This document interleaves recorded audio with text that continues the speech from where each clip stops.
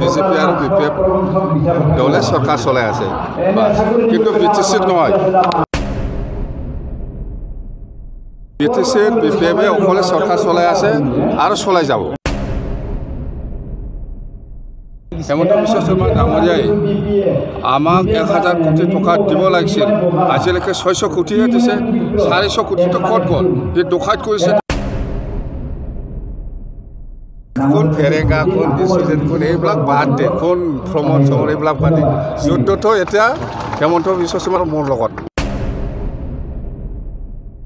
মুঠতে দিছপুৰ আৰু দিল্লীত বিজেপিৰ লগত তাৰমানে NDA আৰু দিছপুৰৰ বিজেপি আৰু BPF দলে চৰকাৰ চলাই আছে, কিন্তু BTC নহয়।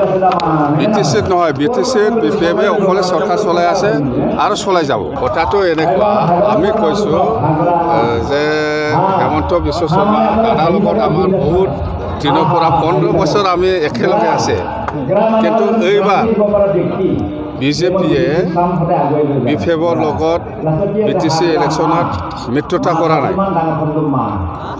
যিহেতু বিজেপিও ইলেকশ্যনত নামিছে, বিজেপিয়ে নিজকে জিকাবৰ কাৰণে মোৰ এগেইনষ্টত হওক বা দলৰ এগেইনষ্টত হওক এইবিলাক কথা ওলাবই।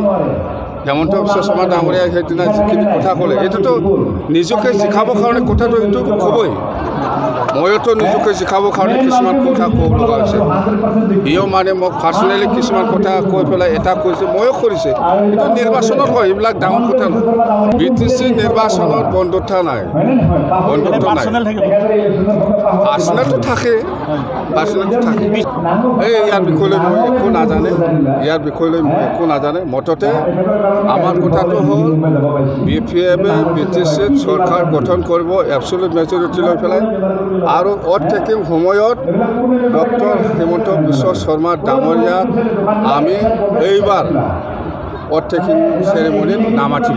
এইবিলাক বোলে ক'ত যাই থাকক, মইতো যোৱা নাই না, মইতো BJP বা কংগ্ৰেছত যোৱা নাই। মই থকাৰ পিছত আৰু কি চিন্তা কৰিব? হিমন্ত বিশ্ব ডকাইত বুলি ক'লে। হেমন্ত বিশ্ব শৰ্মা ডাঙৰীয়াই যোৱাকালি মোক মেকুৰী বুলি কৈছে।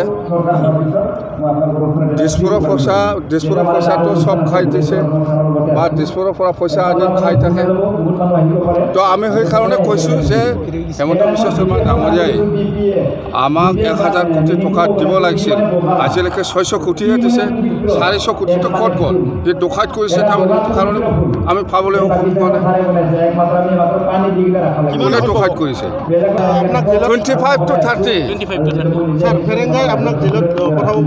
এইবিলাকৰ নাম ওচৰত নাই নিব। আমাৰ যুদ্ধটো হ'ল হেমন্ত আৰু মই, দাদা আৰু মই।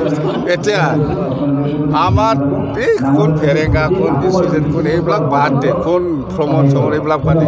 যুদ্ধটো এতিয়া হেমন্ত বিশ্ব শৰ্মা দাদা আৰু মোৰ লগত।